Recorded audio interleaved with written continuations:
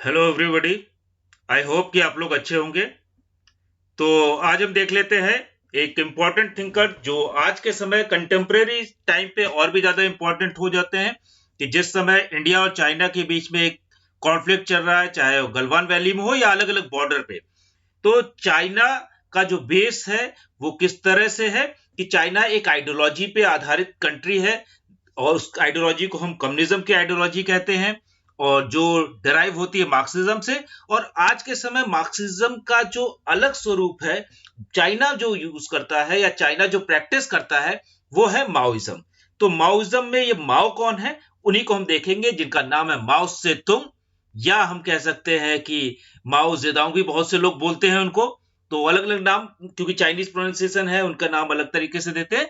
तो उस पे ना जाके उनकी लाइफ के बारे में, उनकी पॉलिटिकल थॉट के बारे में या उनके जो एक्शंस हैं उनके बारे में हम देखते हैं। तो सबसे पहले तो लाइफ ही देख लेते हैं। तो देखते हैं mouse life. born on 26 December 1893 in Shaoxan village, Hunan province in China. जो वेस्टर्न प्रोविंस है चाइना का, ऐसा किसी बड़े शहर में नहीं पैदा होते हैं, हुनान प्रोविंस में पैदा हो रहे हैं। His father was a prosperous farmer, ऐसा नहीं बहुत गरीब नहीं थे, अच्छे फार्मर थे। His father was strict and authoritarian, लेकिन इनकी फादर से कभी, इनके पिताजी से कभी अच्छी बनी नहीं, क्योंकि वो बहुत स्ट्रिक्ट थे, बहुत डिसिप्लिन में काम कराते थे और उसकी वजह से ये बहुत परेशान रहते थे अपने पिताजी से, इनका झगड़ा होता रहता था। दूसरी तरफ इनकी जो माँ थी वो एक डिवोटी जो थी, वो बुद्धिस्ट थी, तो वो काफी कूल थी, काम थी, तो उनसे इनके अच्छे रिलेशन थे। लेकिन पिताजी से अच्छे रिलेशन होने की वजह से बहुत सी चीजें इनकी लाइफ में बदलती हैं, उसको हम देखते हैं। तो 13 साल की उम्र में ही, by the age of 13 he started working full time in the field, though he quit all the faith in Buddhism by the age of 15। कि 15 होते होते उनका बुद्धिज्म से भी सारा जो विश्वास था वो हट जाता है। एक तरह से कह सकते हैं कि एक नास्तिक या एथिस्ट बन जाते हैं, क्योंकि जो उनकी रैशनल बहुत थे, सोचते बहुत ज्यादा थे। At the age of 17 he join the middle school in Changsha. तो छांगसा में मिडिल स्कूल इनकी मां इनको भेजती है, वहां पे वो पढ़ने जाते हैं। During that period in 1911 Xinhai revolution began against the monarchy. तो वहां की जो मोनार्की थी उसके अगेंस्ट में एक रेवोल्यूशन होता है और वो रेवोल्यूशन इनके ऊपर काफी इफेक्ट डालता है। तो ये भी रेवोल्यूशन को ज्वाइन कर लेते हैं। तो क्विंग डायनेस्टी वहां पे, जो लास्ट डायनेस्टी, जैसे हमारे यहाँ मुगल एम्पायर लास्ट एम्पायर माना जाता है, लेकिन ऑल दो हमारे यहाँ मुगल एम्पायर को हटाने के लिए अंग्रेज आए थे। यहाँ पे जो वहां की नेशनलिस्ट पार्टी थी, जैसे हमारे यहाँ ब्रिटिशर्स को हटाने के लिए कांग्रेस बनी, उसी तरह से वहां पे जो पार्टी थी उसका नाम था कुमिंग तांग। तो नेशनलिस्ट पार्टी थी, राष्ट्रवादी पार्टी थी, राष्ट्रवाद के साथ ही जाते हैं और ये उसको ज्वाइन कर लेते हैं, रेवोल्यूशनरी आर्मी को। In 1912, Kuomintang overthrew the monarchy and established the Republic of China। तो 1912 में जो है रिपब्लिक ऑफ चाइना बन जाता है और एक आजाद जो मोनार्की को खत्म कर दिया वहां पे। तो एक पहला रेवोल्यूशन तो ये था। लेकिन यहाँ पे रेवोल्यूशन अंत नहीं होता, जैसे हमारे यहाँ नेशनलिस्ट पार्टी जो कांग्रेस आती है उसके बाद कोई रेवोल्यूशन नहीं हुआ, लेकिन वहां पे उसके बाद भी एक और रेवोल्यूशन होता है। लेकिन उससे पहले भी जापान इन्वेड कर लेता है चाइना को और चाइना फिर से एक तरह से गुलाम बन जाता है। लेकिन उसके बाद जो है, जब ओवरथ्रो हो जाता है, ये ग्रेजुएट होते हैं। इन 1922 he became a founding member of communist party. तो जब ये बाहर आते हैं, हुनान से बाहर आते हैं, बाद में बीजिंग जाते हैं, वहां बीजिंग में इनको कुछ लोग मिलते हैं जो मार्क्सिस्ट है, वो मार्क्सिस्ट आइडियोलॉजी से प्रभावित होते हैं और बाद में फाउंडिंग मेंबर बन जाते हैं कम्युनिस्ट पार्टी की। और उनका आइडिया होता है कि ये कुमिंगतांग जो है वो देश में जो बराबरी है, इक्वलिटी है, जो मजदूरों के हित की बात है, वो चीजें नहीं कर पाएगी, इसलिए चाइना में एक कम्युनिस्ट पार्टी होनी चाहिए। After long journey a political active he passed away in 9 September 1976 in Beijing. तो इनकी लाइफ में बहुत उतार चढ़ाव हुए, कम्युनिस्ट पार्टी बनाते हैं, उसके बाद उसी कम्युनिस्ट पार्टी में इनको इग्नोर किया जाता है, अलग किया जाता है, नए लोग आते हैं। और अगर आज के समय देखिए तो माओ को उतनी इंपॉर्टेंस नहीं दी जाती है चाइना में, जबकि माओइज्म ही बेस है चाइना का। तो उसके कुछ प्रॉब्लमेटिक एरियाज भी हैं जहां पे, जिस वजह से जो डिसीजन लेते थे ऑथोरिटेटिव हो गए थे, तो उसकी वजह से इनको साइडलाइन किया गया पार्टी में। तो अब हम देख लेते हैं इनके पॉलिटिकल थॉट क्या है, उनके विचार क्या है, जिसको हम फोकस करेंगे। तो फोकस करते हैं पॉलिटिकल थॉट।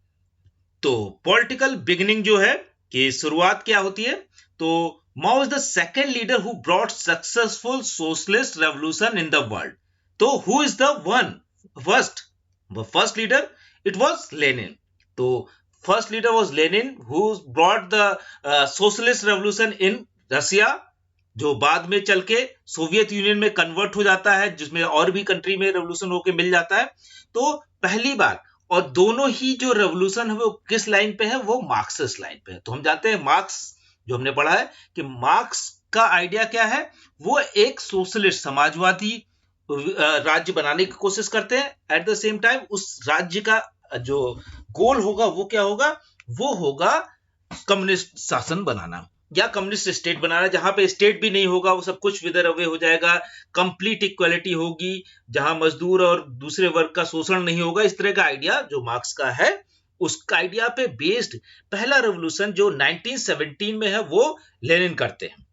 तो लेनिन के अगुवाई में होता है। लेकिन उसके बाद जो सेकंड रेवोल्यूशन वो चाइना में ही होता है। तो दोनों ही बड़े कंट्री है, देख सकते हैं अगर आप रसिया जो कि वर्ल्ड लार्जेस्ट कंट्री है, और उसके बाद अगर हम चाइना को देखें तो चाइना थर्ड लार्जेस्ट कंट्री है, बीच में कनाडा है, लेकिन कनाडा की पॉपुलेशन भी कम है। और चाइना की पॉपुलेशन वाइज हम सबको मालूम है कि China is the first largest populace country, और सेकंड नंबर पे वहां पे इंडिया आता है। तो यहाँ पे जो सोशलिस्ट या जो रेवोल्यूशन आता है उसको लाने वाले हैं। तो इन 1911 ही ज्वाइन द कुमिंगतांग। तो जैसे हम पहले बात कर चुके हैं कि कुमिंगतांग जो एक नेशनलिस्ट अंडर द लीडरशिप सुन येत-सेन। सुन येत-सेन बड़े लीडर थे, जैसे हमारे यहाँ कह सकते हैं कि गांधी थे, उसी तरह से एक बहुत पॉपुलर लीडर थे जिनकी सब लोग रिस्पेक्ट करते थे। वो कौन थे? सुन येत-सेन। तो सुन येत-सेन की लीडरशिप से काफी प्रभावित होते हैं, जो इन्फ्लुएंस होता है इनको, और ये ज्वाइन कर लेते हैं कुमिंगतांग को। लेकिन बाद में क्या होता है, इनको समझ में आता है कि ये एक तरीका नहीं हो सकता, जो हमारे यहाँ गरीबी है या भुखमरी है, जो रोजगार की कमी है, इससे दूरी नहीं हो पाएगी, इससे हम जीत नहीं पाएंगे जब तक हमारे पास कोई प्लान नहीं होगा। राष्ट्रवाद तो ठीक है, लेकिन राष्ट्रवाद के अलावा भी एक प्लान की जरूरत है चाइना को, जहां पे काफी गरीबी थी, बेरोजगारी भी थी, और जैसे हमारे भी आजादी के समय काफी बेरोजगारी और गरीबी थी। तो soon he move to Changsha and later Beijing. तो वहां से चांगसा जाते हैं और चांगसा से बीजिंग जाते हैं। बीजिंग में ही where he met Marxist leader Li Dazhao and join the Communist party of China, CPC. और ये अभी भी जो रूल कर रही है वो क्या है, यही पार्टी है, कम्युनिस्ट पार्टी ऑफ चाइना, जो आज के समय जिसके उस समय ये प्रीमियर थे, आज के समय उसके जनरल सेक्रेटरी जो है वो जिनपिंग है, और पार्टी के चाइना के भी प्रेसिडेंट है, एट द सेम टाइम वहां के जो है सेक्रेटरी भी है पार्टी के। तो अब देख लेते हैं between 1921 to 25 he organise the mine workers. तो जैसा कि हमने बोला कि कम्युनिस्ट पार्टी जब बना लेते हैं तो कम्युनिस्ट पार्टी का काम ही क्या है, वो काम है वर्कर्स जो लेबर्स है उनको यूनाइट करना, क्योंकि मार्क्स के अकॉर्डिंग जो है लेबर्स एक समय में एलिनेट हो जाएगा, जो उनकी थ्योरी ऑफ एलिनेशन है, वो कह रहे हैं कि एक समय में काम करते करते लोग परेशान हो जाएंगे, उस काम से उनको कोई फायदा नहीं मिलेगा, उस काम से वो बेसिक जरूरतें नहीं पूरी कर पाएंगे, या वो इतने बोर हो जाएंगे मशीन की तरह काम करते करते, वो एलिनेट हो जाएंगे, और उनको अगर ऑर्गेनाइज कर लेंगे तो रेवोल्यूशन हो जाएगा, क्रांति हो जाएगी, और सब में जो बराबर रिसोर्सेज हैं वो पूरी जो देश है या जो दुनिया है उसमें सब कुछ बराबर बट जाएगा। तो उसमें जब बराबर हो जाएगा तो फिर एक दूसरे का एक्सप्लॉयटेशन कोई कर नहीं पाएगा, एक दूसरे का शोषण नहीं कर पाएगा। This was the period of cooperation between CPC and KMT. लेकिन 1921-25 के बीच में क्या हुआ, जापान का एग्रेशन हो जाता है, और जापान की वजह से, एग्रेशन की वजह से जो वहां की नेशनलिस्ट पार्टी और कम्युनिस्ट पार्टी जो है, कुमिंगतांग और CPC communist party of China, दोनों क्लोज आ जाते हैं। दोनों को लगता है कि अब ये चाइना पे अटैक है और दोनों को साथ मिलके काम करना पड़ेगा। और इस तरह से होता भी है, अगर इंडिया में भी देखे कई बार जो कम्युनिस्ट पार्टी है वो साथ में जाती है, कांग्रेस जो ज्यादातर रूल करती है उसके साथ मिलकर काम करती है। तो इस तरह की चीजें, जब कोई खतरा होता है या मेजर प्रोजेक्ट होते हैं तो उस समय लोग साथ आ जाते हैं, वहां पे भी ऐसा ही हुआ। Conflict begin when CPC demanded agrarian reforms. अब कॉन्फ्लिक्ट जो वहां पे कुमिंगतांग जो पावर में आ चुका था, उससे क्या कॉन्फ्लिक्ट शुरू होता है, इन्होंने बोला अग्रेरियन रिफॉर्म कीजिए। रिफॉर्म में क्या है कि लोगों को या तो बांट दीजिए या कलेक्टिव फार्मिंग कीजिए, जो बाद में माओ करवाते भी हैं कलेक्टिव फार्मिंग, क्योंकि ये चीजें शुरू हो चुकी थी सोवियत यूनियन में और उसका रिजल्ट काफी पॉजिटिव आ रहे हैं। तो हम जैसे जानते हैं कि सोवियत यूनियन में इसी टाइम पे अगर देखें तो स्टालिन आ जाते हैं। स्टालिन, क्योंकि लेनिन की डेथ हो जाती है उसके बाद स्टालिन आता है, और स्टालिन जो 5 ईयर प्लान बनाते हैं वो काफी सक्सेसफुल होते हैं, जितना वो टारगेट रखते हैं उससे बेटर काम करके वो दिखा देते हैं। तो यहाँ पे भी डिमांड आती है कि एग्रेरियन रिफॉर्म्स लाने चाहिए which were against the interest of KMT workers. लेकिन क्या हो रहा है, केएमटी के जो वर्कर्स हैं, कुमिंगतांग के जो वर्कर्स हैं, वो ज्यादातर बड़े जमींदार थे।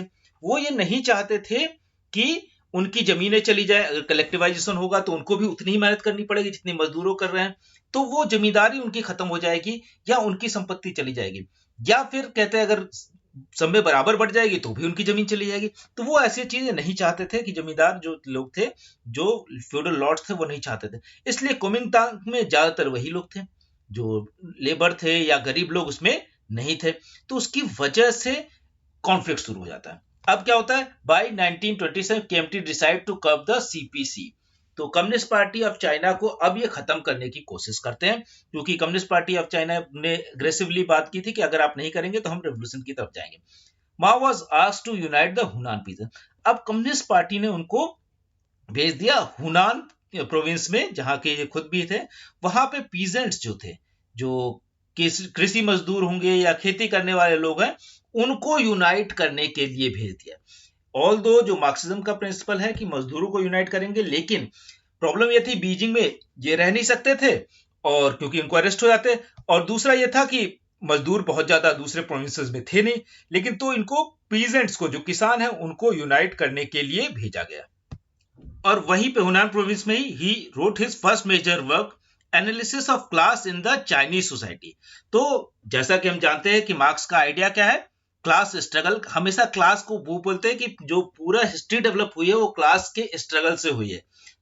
तो इसलिए क्लासेस का जो है कि अलग अलग क्लास किस तरह से चाइनीज सोसाइटी बटा हुआ है।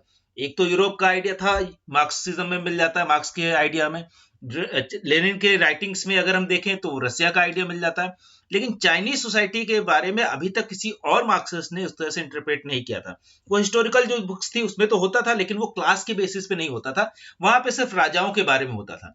अब यहाँ पे है कि गरीब आदमी अलग अलग समय में चाइना में किस तरह से काम कर रहा था, और उसका एक्सप्लॉयटेशन क्या हो रहा था, उसका सोशल स्टेटस, इकोनॉमिक स्टेटस क्या था, ये सब चीजें इस बुक में लिखी गई। In his book, he identified the conflict between peasant and feudal lord. तो ज्यादातर इन्होंने क्या पाया कि जो कॉन्फ्लिक्ट रहा, जो क्लास स्ट्रगल था, वो चाइना के अंदर यूजली पीजेंट्स और फ्यूडल लॉर्ड, जो कृषि मजदूर थे, और फ्यूडल लॉर्ड जो जमींदार थे, उनके बीच ही रहा। इसके अलावा क्योंकि इंडस्ट्री बहुत ज्यादा कभी थी नहीं, तो बहुत ज्यादा लेबर्स के और जो कैपिटलिस्ट, क्योंकि कैपिटलिज्म वहां अभी तक आया नहीं था पूरी तरह से, तो वहां कैपिटलिस्ट के बीच में स्ट्रगल नहीं था। And classified the peasant in 4 part. अब इन्होंने जो पीजेंट थे उनको भी अलग अलग पार्ट में बांट दिया। स्मॉल जो छोटे होंगे, मार्जिनल जो थोड़ा बहुत खेती रखते हैं अपने पास, मिडिल जो मध्यम वर्ग के, और बिग पीजेंट। जो बिग पीजेंट है वो उनके पास बहुत ज्यादा जमीन है और वो एक तरह से जमींदार है। He argued the idea that in China peasantry would be the vanguard of revolution. अब ये जो है, ये आइडिया कहां से आया कि इन्होंने देखा कि चाइना में ज्यादातर तो खेती करने वाले लोग हैं, मजदूर तो हमारे पास है नहीं, वो है तो बीजिंग के अंदर थोड़े बहुत है, या कुछ कैपिटल सिटीज या कुछ बड़े सिटीज के अंदर है। तो उसकी वजह से इन्होंने बोला कि अब लेनिन का आइडिया, लेनिन ने बोला था communist party will be the vanguard of revolution, की पार्टी जो होगी वो रेवोल्यूशन का करेगी और वो मजदूरों को इकट्ठा करेगी। लेकिन यहां पे इन्होंने बोला कि मजदूर तो है ही नहीं, तो रेवोल्यूशन होगा कैसे? जो मार्क्स का आइडिया कि मजदूर एक टाइम पे उनका शोषण बहुत बढ़ जाएगा और वो रेवोल्यूशन कर देगा। तो और मार्क्स बोलते थे कि ये जो आइडिया है कि पीजेंट रेवोल्यूशन नहीं ला सकता, लेकिन इन्होंने बोला नहीं, ऐसा नहीं, यही अग्रदूत बनेंगे, वैनगार्ड ऑफ रेवोल्यूशन। जो पीजेंट है, जो किसान है, जो वही अग्रदूत बनेंगे। और इंडिया में भी अगर आप माओवाद को समझने की कोशिश करेंगे तो हमेशा जो माओवादी होते हैं वो कहाँ पे हैं, वो हमेशा एग्रीकल्चर जो लैंड जहां पे ज्यादा है, छत्तीसगढ़ में, झारखंड में, जो एग्रेरियन चीजों पे बेस्ड है, वो लोग माओवादी बनते हैं।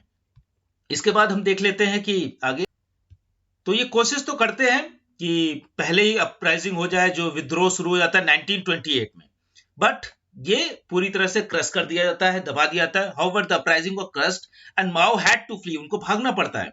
माओ started guerrilla war from the Jinggangshan mountains. अब इन्होंने, माओ ने क्या किया, एक नई स्ट्रेटजी सोची कि अब डायरेक्ट रेवोल्यूशन नहीं कर सकते, और जो कुमिंगतांग जो रूल था, वो उसकी जो आर्मी थी वो काफी पावरफुल थी। और पावरफुल होने की वजह से उससे डायरेक्टली कॉन्फ्लिक्ट में नहीं जा सकते या जीत नहीं सकते। तो इन्होंने एक नई टैक्टिक्स, जो गुरिल्ला वॉर की एक टैक्टिक्स, ये सडनली छापा मार के कहीं भी आप पोस्ट उड़ा देते थे, या इंडियन जो माओवादी वो भी इस तरह करते हैं कि अचानक वॉर करें, क्योंकि डायरेक्ट वॉर में तो इतने लोग भी नहीं है और इतने वेपन्स भी नहीं कि आप लोग, तो वहां की जो आर्मी थी, वहां की जो पुलिस थी, उसके ऊपर गुरिल्ला वॉर करते थे और फिर वहां से भाग जाते थे। Mao became founder of guerrilla warfare, और गुरिल्ला वॉरफेयर के ये फाउंडर बन जाते हैं। बाद में अगर हम देखें, जो बोलिविया और इनके अंदर जो फिडेल कैस्ट्रो और जो चे गुवेरा है, ये भी यहाँ से सीखते हैं गुरिल्ला वॉरफेयर। और वेनेजुएला और क्यूबा, यहाँ पे जो रेवोल्यूशंस होते हैं वहां पे गुरिल्ला वॉरफेयर के थ्रू होता है। By these tactics, CPC became successful to capture the Southeast China.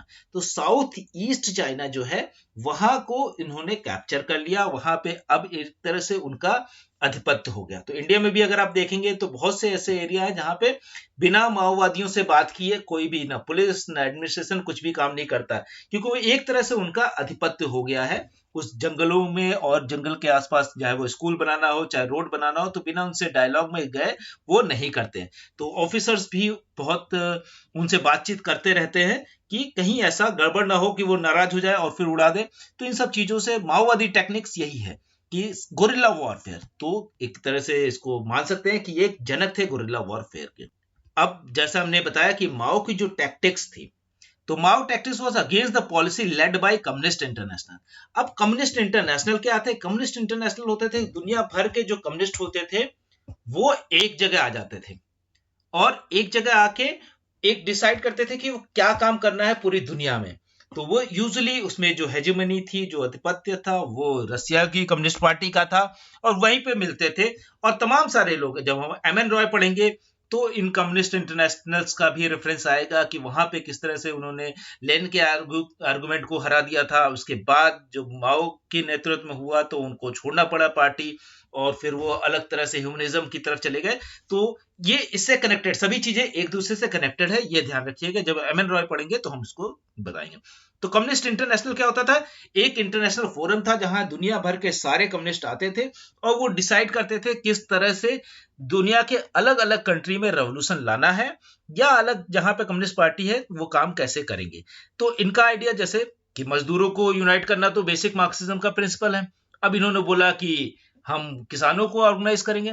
यहां से इनके जो कम्युनिस्ट इंटरनेशनल में थोड़ा सा खटास आ गई, थोड़े से कॉन्फ्लिक्ट आ गए।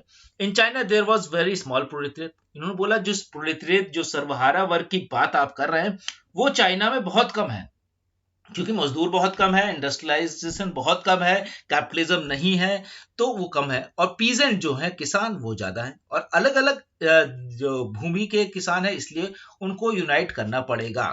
तो KMT try to crush the guerrilla attacks and destroy the peasants soviets. तो इन्होंने अलग अलग जगह जो सोवियट्स बना रखे थे, जहां पे कि अपने जो किसान थे उनकी ऑटोनॉमी थी, वो किसी भी तरह काम करते थे, वहां पे गवर्नमेंट का इंटरफेरेंस बहुत कम था। लेकिन धीरे धीरे केएमटी ने क्या किया, उनको डिस्ट्रॉय कर दिया। Mao has took shelter in north west hills, और माओ को भागना पड़ा नॉर्थ वेस्ट हिल में। लेकिन ये शांत नहीं बैठे, जैसा कि इनके नेचर में था, लगातार लोगों को यूनाइट करते रहते हैं। और उसके बाद एक लॉन्ग मार्च जो है वो निकालते हैं, जिसमें ढेर सारे पीजेंट्स को यूनाइट करते हैं कि अब गुरिल्ला वॉर से काम नहीं चलेगा, अब सीधे अटैक करना पड़ेगा और लॉन्ग मार्च करना पड़ेगा, ये माना गया। तो इसके बाद वहां से लॉन्ग मार्च एक बहुत फेमस आइडिया है। लॉन्ग मार्च हमेशा यूज होता है जब भी, अभी भी अगर इंडिया के भी किसी किसान मोर्चे को आप देखें तो कई बार लॉन्ग मार्च, जैसे अभी कुछ दिनों पहले जो महाराष्ट्र के अंदर एक बड़ा पैदल किसान जो आए थे, उसको उन्होंने लॉन्ग मार्च कहा था। तो कहीं ना कहीं वो माओ के आइडिया से इन्फ्लुएंस है। अब इसके बाद अगर देखें तो ऑब्वियसली जो इतने लोगों को मोबिलाइज करके, लगातार यूनाइट करके जो रेवोल्यूशन की बात करना से, ये कम्युनिस्ट पार्टी के अनडिस्प्यूटेड लीडर बन गए, और and he maintain this position till his death. और बाद में जो जब रेवोल्यूशन हो जाता है उसके बावजूद माओ जो है वो चेयरमैन बनते हैं, और चेयरमैन माओ के नाम से बहुत फेमस हैं। तो जो माओ है वो अंटिल जब तक मर नहीं जाते तब तक एक फेमस लीडर, और उनके आसपास ही राजनीति पूरी घूमती रही। Mao stayed in Yenan province and study Marxism extensively. और बाद में ये पूरा जो मार्क्सिज्म को बहुत ज्यादा यनान प्रोविंस में जब रहते हैं वहां पे जब उनका सारा तोड़ दिया जाता है या उनका जो रेवोल्यूशन का आइडिया है वो खत्म कर दिया जाता है शुरुआत में, तो वहां पे मार्क्सिज्म को पढ़ते हैं। He wrote two important on practice and other called on contradiction. ये दोनों इंपॉर्टेंट आइडियाज भी हैं, इसको भी हम देखेंगे, और दोनों बुक भी हैं, तो दोनों को ध्यान में रखिए कि ऑन प्रैक्टिस और ऑन कॉन्ट्रडिक्शन। और ये बात के जो जितने भी माओवादी हैं या जो पीजेंट्स के बीच में काम करते हैं उनके बीच में, या प्रैक्टिकल पॉलिटिक्स जो करते हैं उनके बीच में ये काफी पॉपुलर हुआ, जो मार्क्सिस्ट लोग हैं उनके बीच में। तो इंडिया के भी जो माओवादी हैं वो काफी माओ के इस आइडिया से काफी इन्फ्लुएंस भी रहते हैं और प्रभावित भी रहते हैं। तो आगे बढ़ते हैं, इन चीजों को हम डिटेल में देख लेते हैं। तो देख लेते हैं पीजेंट रेवोल्यूशन, जो किसान क्रांति है, कृषक क्रांति कह सकते हैं। He modified the Marxist-Leninist idea and rely on the peasant for revolution। क्योंकि Marxist-Leninist, मार्क्स का आइडिया और लेनिन का भी आइडिया, दोनों का आइडिया ये था कि ओनली जो प्रोलेटरिएट है, that is labour class, they can bring the revolution, कि सिर्फ और सिर्फ लेबर क्लास ही रेवोल्यूशन ला सकती है, क्रांति ला सकती है। इवन मार्क्स तो यहां तक भी कहते हैं कि जो किसान है वो आलू के बोरे की तरह है, वो खुद अपने से कुछ नहीं कर सकते, उनको समझाना पड़ेगा। लेकिन मजदूर जो है एक समय में वो परेशान हो जाएगा और क्रांति ला देगा शोषण के खिलाफ।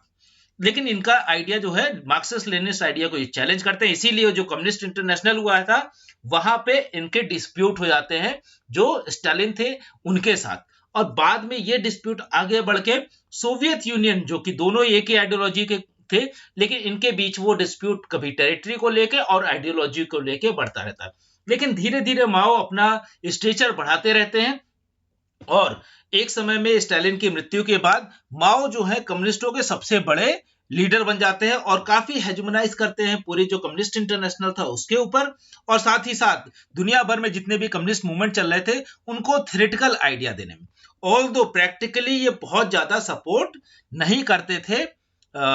जैसे जिस तरह सोवियत यूनियन अलग अलग जगह पे जाके कम्युनिस्ट रेवोल्यूशन कराने की कोशिश करता था, उस तरह से चाइना ने कभी नहीं किया। For Marx peasantry are conservative and reactionary. अब इनका मार्क्स का आइडिया क्या था कि जो किसान होते हैं वो बड़े कंजर्वेटिव होते हैं और रिएक्शनरी होते हैं, कि वो जल्दी जल्दी परिवर्तन नहीं चाहते, वो नहीं चाहते कि उनकी जो संस्कृति है वो बदले, वहां पे जो जेंडर का इक्वेशन है या कास्ट का डायनेमिक्स है या रिलीजियस डायनेमिक्स है या जो भी हायरार्की है वो बदलना नहीं चाहते। तो इसकी वजह से वो उनको कंजर्वेटिव कह रहे हैं। और होता भी है, कई बार आप देखेंगे गांव में ज्यादा लोग कंजर्वेटिव है अगर शहरों से कंपेयर करें, और वहां रिएक्शनरी भी है। और कई बार जो लोग चेंज करने की कोशिश करते हैं गांव में, उनको आप यहाँ पे मार भी दिया जाता है या उनसे ज्यादा रिएक्शन हो जाता है, तो चाहे वो लिंचिंग के नाम पे मार दिया जाए चाहे दूसरी तरह से। तो इंडिया में भी होता है और वहां पे भी ऐसे ही था। पीजेंट क्लास का जो कैरेक्टर है मार्क्स के अकॉर्डिंग वो दुनिया में हर जगह एक जैसा है, वो बदलाव नहीं चाहता, ना ही अपने संस्कृति में, ना ही कल्चर में, ना भाषा में।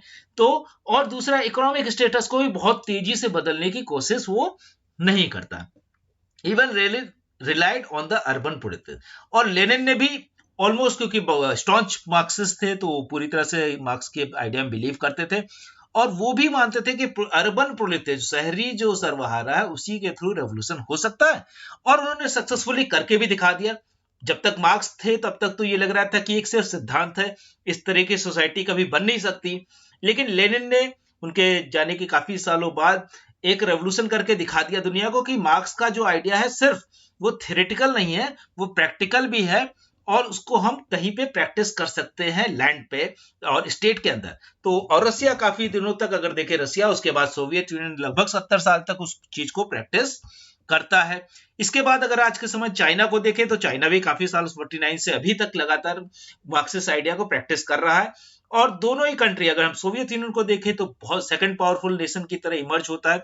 एक गरीब कंट्री जो यूरोप में जो सबसे पिछड़े कंट्री में से एक था, वो जो कम्युनिस्ट आइडियोलॉजी आने के बाद अगर देखें तो वो सेकंड पावरफुल कंट्री बन जाता है यूएस के बाद अगर देखें, और कई कुछ मामलों में यूएस से आगे भी निकल जाता है। तो उसके बाद आज के समय फिर से देखें तो कम्युनिस्ट की पार्टी की वजह से या कम्युनिस्ट आइडियोलॉजी की वजह से अगर देखें तो चाइना भी एक गरीब कंट्री था, इंडिया की तरह था, लेकिन वो भी सेकंड लार्जेस्ट इकोनॉमी बन जाता और इतना पावरफुल बन गया है कि अमेरिका को चैलेंज कर पा रहा है। तो ये जो दोनों ही आइडिया था कि ये प्रैक्टिस किया जा सकता है मार्क्सिज्म का आइडिया, इसको हम देख लेते हैं। Mao's fundamental contribution was that he brought first successful revolution through peasantry, जो हम पहले ही बात कर चुके हैं कि peasantry के थ्रू वो एक तो थेरेटिकली उन्होंने कह दिया कि नहीं ऐसा नहीं है, थेरेटिकली मार्क्सिस्ट आइडिया और जो लेनिस्ट आइडिया उसको चैलेंज कर दिया थेरेटिकली। इसके बाद उसके थ्रू रेवोल्यूशन लाने की कोशिश की और वो फेल नहीं हुआ, सक्सेसफुल हो गए। तो मार्क्स और लेनिन के बाद अगर देखें तो एक बड़ा जो थेरेटिकल प्रोस्पेक्टिव में चीजों को लाने वाला है और उसको प्रैक्टिस करने वाला व्यक्ति माओ बन जाते हैं। और माओ जो है उसको सक्सेसफुली जो पीजेंट रेवोल्यूशन हो जाता है तो हम इसको मान सकते हैं कि एक थ्योरी बन जाती है, जो चीज प्रैक्टिस हो जाती है वो एक तरह से थ्योरी बन गई। और उसके बाद तो माओ बहुत पॉपुलर हो गए, जहां भी किसान ज्यादा है, जहां पे एग्रीकल्चर इकोनॉमी है, वहां पे माओ पॉपुलर हो गए कि माओ का आइडिया पीजेंट भी रेवोल्यूशन ला सकते हैं। अब इंतजार नहीं करना है कि कैपिटलिज्म आएगा जब वो बहुत ज्यादा फ्लरिश करेगा, जब बहुत ज्यादा मजदूरों का शोषण होगा, मजदूरों की तादाद ज्यादा होगी और उनके अंदर एलिनेशन होगा और वो क्या करेंगे, रेवोल्यूशन लाएंगे। ये चीजों से बच गए। और यहाँ पे क्या हुआ, इसीलिए यहां लिखा है कि मैंने अफ्रो एशियन सोसाइटी, क्योंकि अफ्रो और एशियन सोसाइटी, अफ्रीका और एशियन सोसाइटी बेसिकली बेस्ड है, वो क्या है, एग्रीकल्चर पे, एग्रीकल्चर बेस्ड सोसाइटी है। तो वो लोग भी रेवोल्यूशन कर सकते हैं। और उन्हीं की कह सकते हैं देख में या उनको देख के ही इंडिया के अंदर भी कम्युनिस्ट रेवोल्यूशन हुए कुछ, जो तेलंगाना के अंदर वो बहुत छोटा था, लेकिन कुछ दिनों तक वहां के जो पीजेंट थे उन्होंने अपना कब्जा कर लिया कि हम भी यहाँ पे रेवोल्यूशन करेंगे। लेकिन ऑल्दो उनको बाकी जगह से सपोर्ट नहीं मिला, तो जो स्टालिन थे उन्होंने भी सपोर्ट नहीं किया या दूसरे माओ ने भी सपोर्ट उस समय नहीं किया, तो वो सक्सेसफुल इंडिया में रेवोल्यूशन नहीं हुआ। He attempted the collectivization of the agriculture. अब इन्होंने पावर तो ले ली, लेकिन हुआ क्या कि 1945 में इनके पास पावर आ गई और कलेक्टिवाइजेशन जो है कि सारी जमीन जो होगी वो सरकार की हो जाएगी, किसी की अपनी जमीन नहीं होगी, सब लोग उसमें काम करेंगे और उससे जो फायदा होगा, अब इससे क्या होगा कि अलग अलग छोटी छोटी जमीन पे करने पे जो पैदावार होती थी वो कम होती थी। अब इन्होंने सोचा कि बहुत ज्यादा मेहनत करने से सब लोग कलेक्टिवाइजेशन हो जाएगा और सभी लोग मिलकर मेहनत करेंगे तो प्रोडक्शन ज्यादा होगा, और प्रोडक्शन ज्यादा होगा तो सबको बाद में बांट दिया जाएगा। तो ये आइडिया जो सोवियत यूनियन है वहां तो सक्सेसफुल होता है, लेकिन चाइना में उतना सक्सेसफुल नहीं हो पाता, क्योंकि कभी आइडिया नहीं था कि कलेक्टिवाइजेशन से कैसे करेंगे, और जो को लगा जब उतना ही मिलना है तो हम क्यों मेहनत करें, इस तरह के आइडियाज आ गए। From 1958 to 68 he shifted his idea to introduce the great leap forward. तो इनका जो एग्रीकल्चर कलेक्टिवाइजेशन का आइडिया था वो एक फेल हो गया आइडिया, और कई बार इसमें एक बहुत सी प्रॉब्लम्स भी आई, क्योंकि माओ जो थे बहुत अथॉरिटेटिव थे, बहुत ज्यादा जो चीजें जो उनके दिमाग में आती थी वो कर जाते थे। तो उसमें एक बहुत बड़ा आइडिया जो बोला जाता है कि उनको किसी ने बता दिया कि चिड़िया जो है सारे अनाज चुग लेती है, बहुत सी ढेर सारी चिड़िया, तो उन्होंने आदेश दिया कि आसपास गांव के आसपास की सारी चिड़िया मार दी जाए। तो अब चिड़िया तो मार दी गई, लेकिन चिड़िया जो पॉलिनेशन में मदद करती है, पॉलिनेशन नहीं हुआ तो फसल अगली बार की और खराब हो गई। तो इस तरह की चीजें, उसी के साथ साथ एक बहुत बड़ा अकाल भी पड़ गया, तो इनकी पूरी जो थी जो आइडिया था कलेक्टिवाइजेशन का वो फेल हो गया और बहुत बड़े अकाल में लाखों लोग मारे गए। तो एक तरफ से अब इन्होंने क्या किया, आइडिया बदल दिया अपना। अब इन्होंने क्या किया कि अब ग्रेट लीप फॉरवर्ड, ये बहुत इंपॉर्टेंट आइडिया है। ग्रेट लीप फॉरवर्ड ये हमेशा यूज होता है, अगर एग्जाम में भी ज्यादातर यही आता है। ग्रेट लीप फॉरवर्ड क्या है कि अब जंप करेंगे, अब हमको सिर्फ एग्रीकल्चर पे फोकस नहीं करना है, इंडस्ट्रियलाइजेशन पे फोकस करना है। तो इंडस्ट्री पे फोकस करने की वजह से भी इन्होंने अब लोहे को मतलब बनाना शुरू किया। इन्होंने बोला कि हम सब लोग लोहा बनाएंगे, क्योंकि लोहा जिसके पास जितना होगा वो उतना ही इंडस्ट्रियलाइज होगा, वो उतना ही मजबूत देश माना जाता था। तो इन्होंने फिर ये भी फेल हो गया ऑलमोस्ट, ये आइडिया भी इनका एक तरह से फेल हुआ कि इन्होंने जो लोहा बनाया उसकी क्वालिटी अच्छी नहीं थी, वो इंटरनेशनल मार्केट में भी नहीं बिक पाया और डोमेस्टिक मार्केट में भी वो बिक नहीं पाया, क्योंकि क्वालिटी अच्छी नहीं थी। अब जो एक तरफ फेमाइन जो था, दूसरी तरफ जो ग्रेट लीप फॉरवर्ड का जो सक्सेस ना होना, दोनों ही माओ के खिलाफ एक तरह से काम कर जाते हैं। अब यहां से होता है पार्टी के अंदर माओ की पकड़ कमजोर हो जाती है। लोग कहते हैं कि माओ के डिसीजंस की वजह से हमारा जो देश है वो पीछे छूट रहा है, क्योंकि अभी एक तरह से हो गया कि भाई कि अपने से एक डिसीजन ले लेते हैं पूरी जनता से पूछे बिना, या जो पार्टी के मेंबर्स हैं उनसे पूछे बिना। तो जब सक्सेसफुल होता है तब तो अच्छी बात है, लेकिन जब फेल होता है तो पूरी तरह से फेल हो जाता है, कोई चेक एंड बैलेंस नहीं है। तो यहां से इन्होंने क्या किया, इनको पार्टी से साइडलाइन किया। लेकिन पार्टी से साइडलाइन करने से इन्होंने क्या किया, माओ लॉन्च ऑफ कल्चरल रेवोल्यूशन, कि एक सांस्कृतिक क्रांति। फिर से ये एक और टर्म है, कल्चरल रेवोल्यूशन किससे जुड़ा हुआ है, वो भी माओ से।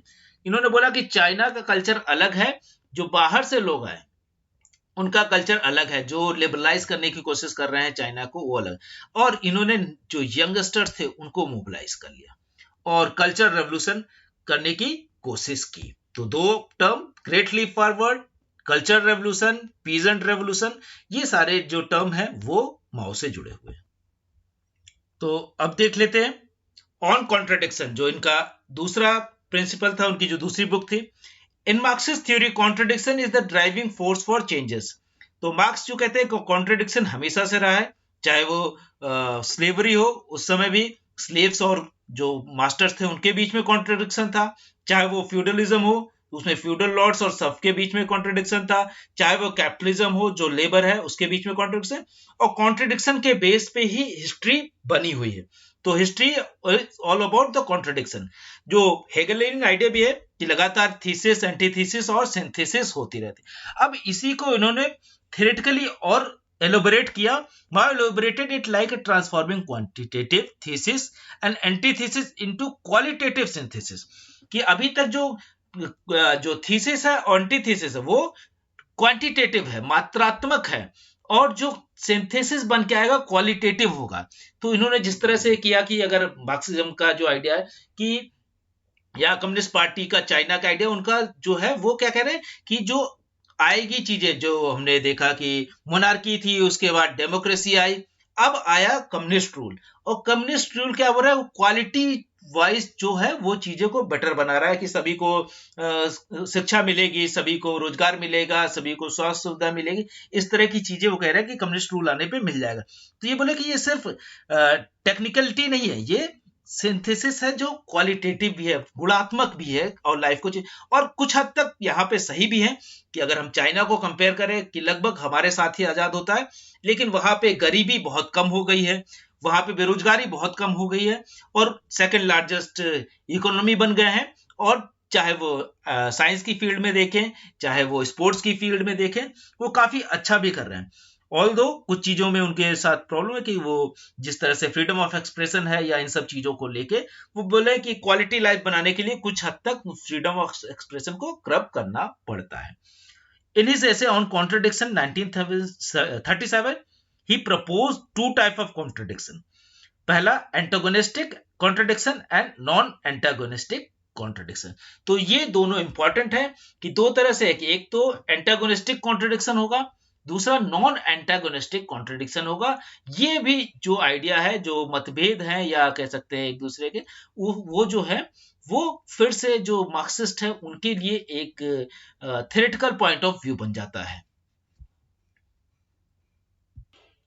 तो अब देख लेते हैं in on call correct handling of contradiction. 1957 लिखते हैं कि जो कॉन्ट्रडिक्शन है वो तो इनएविटेबल है, वो तो रहेगा ही, लेकिन किस तरह से उसकी हैंडलिंग की जाए, कि कॉन्ट्रडिक्शन जो मतभेद है वो किस तरह से हैंडल किए जाए, या जो विचारों में अलग अलग है उनको कैसे किया जाए। तो एलिबरेट करते हैं। Peasantry and proletariat are were non antagonistic. अब ये कह रहे हैं कि एक तरफ तो सर्वहारा जो मजदूर है वो है, और दूसरी तरफ किसान है, दोनों अलग अलग हैं, दोनों के जो मतभेद भी हो सकते हैं, लेकिन ये नॉन एंटागोनिस्टिक है। ऐसा नहीं कि एक दूसरे के विरोध में है, ये अलग अलग तो है लेकिन ये विरोध में नहीं है। दूसरी तरफ proletariat and petty bourgeois and national bourgeoisie were non antagonistic. अब इसके अलावा दूसरे और भी लोगों को, जैसे पेटी बुर्जुआ जो है, जो छोटे दुकानदार हैं या छोटी जो बिजनेस करते हैं, वो लोग भी एक तरह से, उनके पास भी कुछ मजदूर तो होते हैं, लेकिन वो ऐसा नहीं कि बहुत बड़े कैपिटलिस्ट हैं जो दूसरे को एक्सप्लॉइट कर रहे हैं, हजारों लोगों को, लाखों लोगों को एक्सप्लॉइट कर रहे हैं, ऐसा नहीं है। तो बोला कि जो मजदूर है और उसका जो मालिक छोटा दुकानदार है, वो ऐसा नहीं कि उन दोनों के जो आइडियाज, उन दोनों के हित एक दूसरे के अगेंस्ट में नहीं है। और नेशनलिस्ट बुर्जुआ जो है, कि नेशनल बुर्जुआ जो राष्ट्र के बारे में सोच रहा है, जो राष्ट्र में कंट्रीब्यूट कर रहा है, बोले वो भी हमारे साथ आ सकता है। तो एक तरह से मान लें कि जिस तरह से इंडिया में अगर देखें तो बहुत से ऐसे लोग थे जो आजादी की जो इंडस्ट्रियलिस्ट थे, लेकिन वो आजादी की लड़ाई में भी शरीक होते थे। तो बोले कि उस तरह के लोगों को साथ दिया जाना चाहिए, क्योंकि उनका एम जो है सिर्फ प्रॉफिट कमाना नहीं है, कहीं ना कहीं वो अपनी सोशल रिस्पॉन्सिबिलिटी निभा रहे हैं। तो इसलिए नॉन एंटागोनिस्टिक है। Contradiction between various communist party और नॉन एंटागोनिस्टिक, कि जो कम्युनिस्ट पार्टी है अलग अलग, क्योंकि इंडिया में भी हम देखें तो ढेर सारी कम्युनिस्ट पार्टी है, communist party of India, communist party of India Marxist, communist party of India Marxist Leninist, इसके अलावा communist party of India Maoist हो गए, और इसके अलावा बहुत ढेर सारी और भी पार्टियां हैं जो डायरेक्टली इलेक्टोरल उसमें नहीं जाती या कुछ जाती भी हैं। तो अगर वो बोले कि आपस में इनके हित जो है एक दूसरे के अगेंस्ट में नहीं है, ये नॉन एंटागोनिस्टिक, इन लोगों को एक दूसरे का सपोर्ट करना चाहिए, इनको हम एक अपना दुश्मन नहीं मानते, क्योंकि ये एंटागोनिस्टिक नहीं है। अलग अलग तो है कि आपके विचार मतभेद तो होंगे, लेकिन ये आपके दुश्मन नहीं है। तो इसकी वजह से ही जो एक हमेशा से यूनाइटेड फ्रंट बनाने की कवायद रहती है। अगर आप देखेंगे तमाम सारे जो कभी आप किसी रैली को या जब भी आप अपोजिशन को देखेंगे तो एक यूनाइटेड फ्रंट, इंडिया में भी यूनाइटेड फ्रंट की एक गवर्नमेंट बनी थी, या अलग अलग समय में यूनाइटेड फ्रंट बनाने की कोशिश की जाती है। और जो मार्क्सिस्ट होते हैं वो कहां से आइडिया लाते हैं, वो इसी आइडिया को लेके चलते हैं। अब बोल रहे हैं कि एंटागोनिस्ट नॉन एंटागोनिस्टिक तो हमने देख लिया।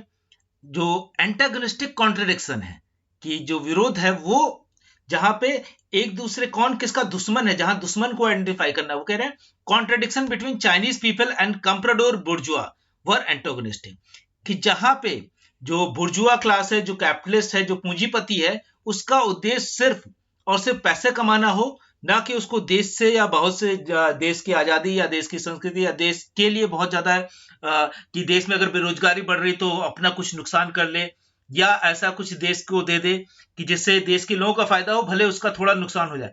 तो बोले ऐसे लोग वो आपके दुश्मन हैं। तो वो कंप्राडोर बुर्जुआ है, वो बेसिकली बुर्जुआ है कि वो सिर्फ प्रॉफिट से मतलब रखते हैं। इंडिया में भी ऐसे बहुत से जो कैपिटलिस्ट हैं जो सिर्फ अपने प्रॉफिट से मतलब रखते हैं, और बहुत से ऐसे नेशनलिस्ट बुर्जुआ भी हैं जो लगातार कुछ ना कुछ, जैसे टाटा का इसमें बहुत बार नाम आता है कि टाटा अपने वर्कर्स को बहुत ध्यान में रखते हैं, कई बार अपना नुकसान करके भी।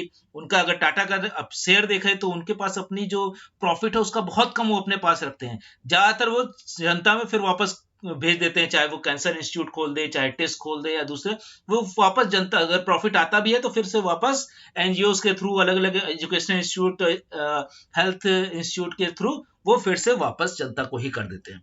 तो इस तरह के लोग तो नेशनलिस्ट बुर्जुआ हो गए।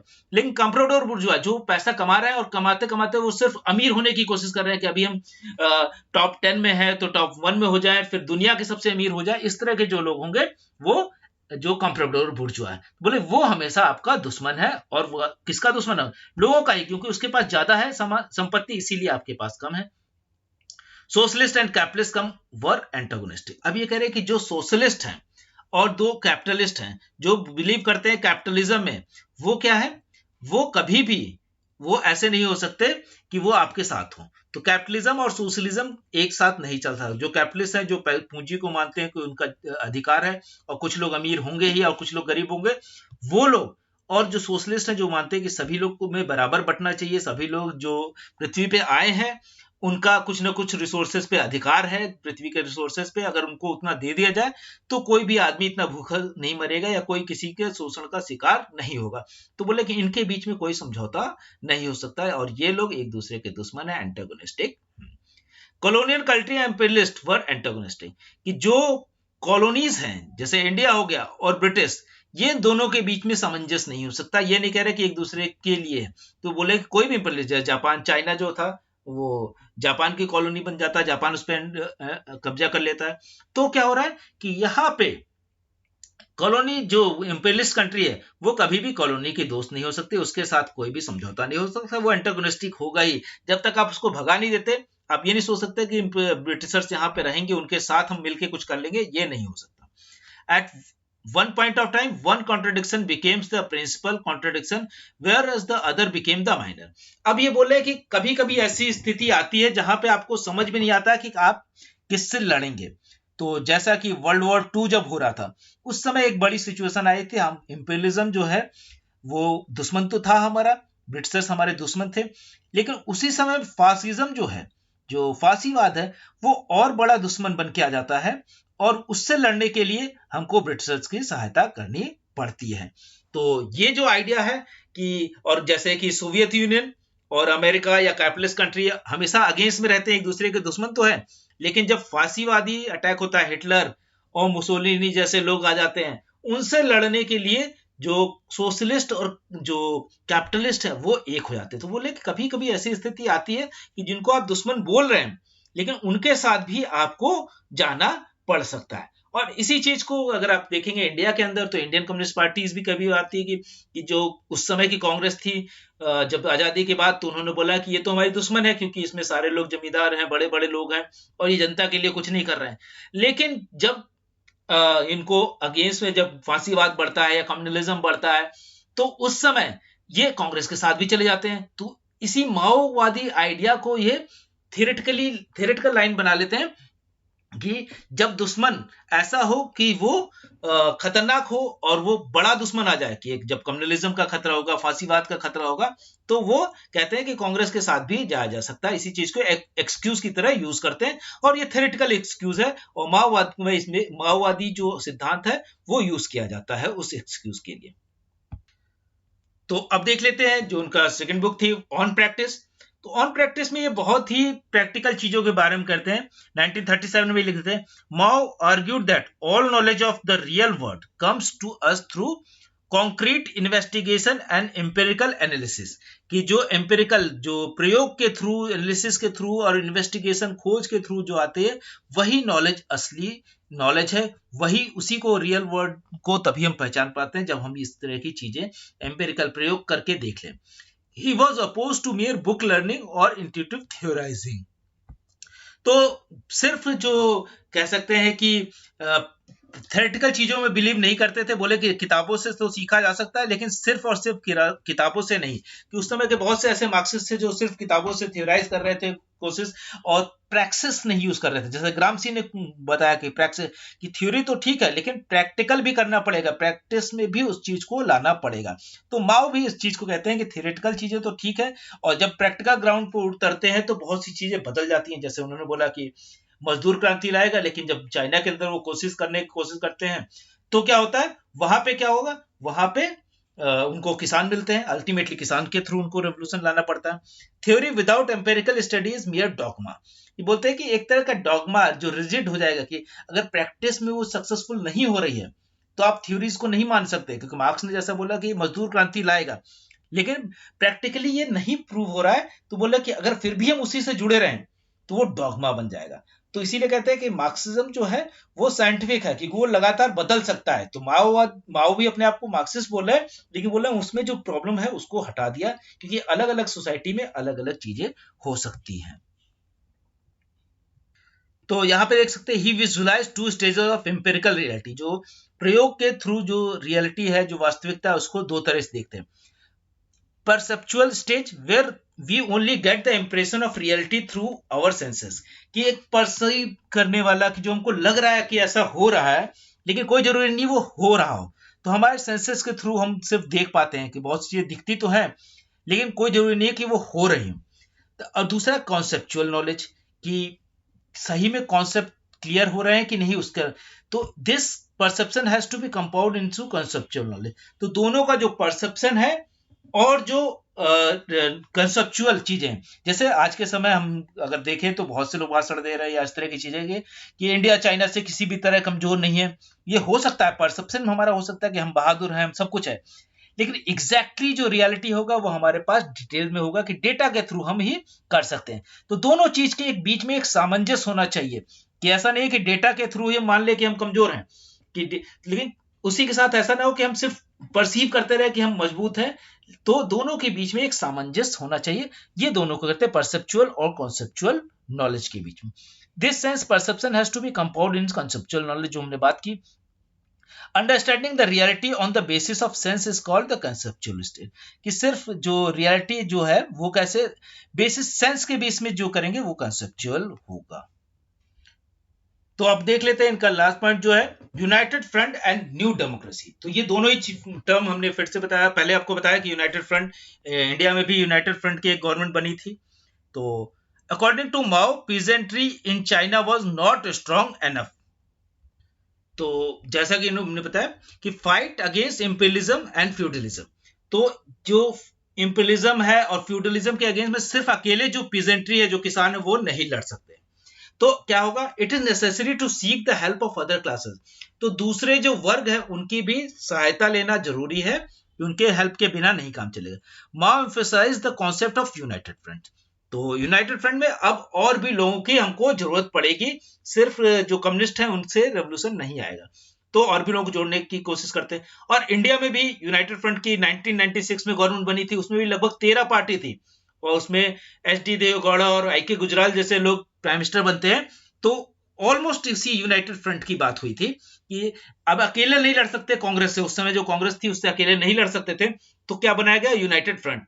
तो आइडिया कहां से आया, माओ का आइडिया, कि हम अलग अलग विचारधारा होने के बावजूद भी हम साथ में मिलकर गवर्नमेंट बना सकते हैं। Some basics must common like anti imperialism, कुछ चीजें कॉमन होनी चाहिए, जैसे कि जो उस समय इंडिया में जो बना था उसमें था कि भाई कि कुछ कि आप कम्युनल नहीं होंगे, आप बहुत ज्यादा कैपिटलिज्म को सपोर्ट नहीं करते होंगे, आप बेसिक जो बीच का आइडिया है सोशलिस्ट लाइन लेके चलते होंगे। उसी तरह से उन्होंने बोला कि वहां पे उस समय जो माओ के समय था कि कम से कम बेसिक प्रिंसिपल है कि एंटी इंपीरियलिज्म होंगे, तो आप हो सकता है कैपिटलिस्ट हो लेकिन एंटी इंपीरियलिस्ट है तो हमारे साथ आ सकते हैं, आप हो सकता है फ्यूडल लॉर्ड हो लेकिन एंटी इंपीरियलिस्ट है, जो साम्राज्यवाद के खिलाफ है, तो आप हमारे साथ आ सकते हैं। तो इन चीजों को लेके इन्होंने न्यू डेमोक्रेसी जैसा एक नया कॉन्सेप्ट भी लाया।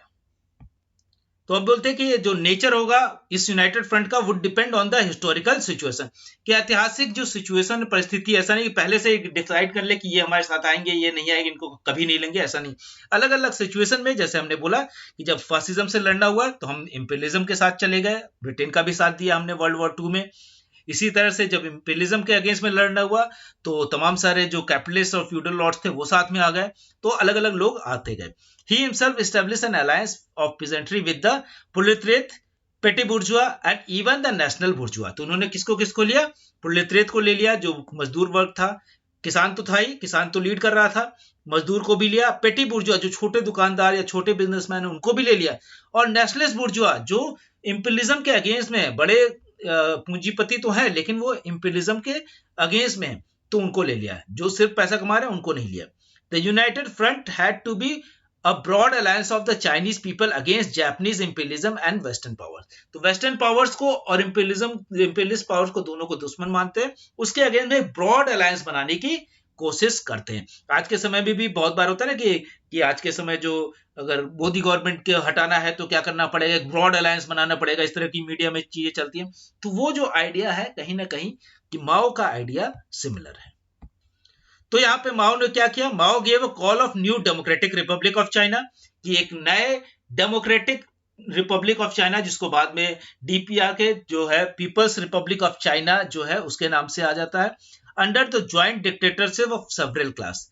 मार्क्स के अकॉर्डिंग डिक्टेटरशिप ऑफ प्रोलेटरिएट होनी चाहिए थी, लेकिन इन्होंने dictatorship of several classes, theoretical changes आए कि सिर्फ प्रोलेटरिएट की डिक्टेटरशिप नहीं होगी, क्योंकि पीजेंट यहाँ रेवोल्यूशन ला रहे हैं, तो प्रोलेटरिएट को हैंड ओवर तो नहीं कर देंगे डिक्टेटर से, तो प्रोलेटरिएट जो होगा वो, और उसके अलावा पीजेंट जो होंगे वो, जो पेटी बुर्जुआ होंगे वो, और उसके बाद नेशनलिस्ट बुर्जुआ होंगे वो, सारे लोग की एक डिक्टेटरशिप आएगी, that is called new democracy. In 1945 propose the idea of new democracy, he is called such state people's democratic dictatorship. अब ये नया टर्म बना दिया, अभी तक क्या हुआ था, प्रोलेटरिएट डिक्टेटरशिप जो मार्क्स बोल के गए थे, इन्होंने बोला पीपल्स डेमोक्रेटिक डिक्टेटरशिप, क्योंकि और भी लोग आ गए, सिर्फ मजदूर नहीं है, मजदूर, किसान, जो छोटे व्यापारी हैं और जो नेशनलिस्ट बुर्जुआ हैं वो भी आ गए। Democracy for the people and dictatorship over the enemies of the people.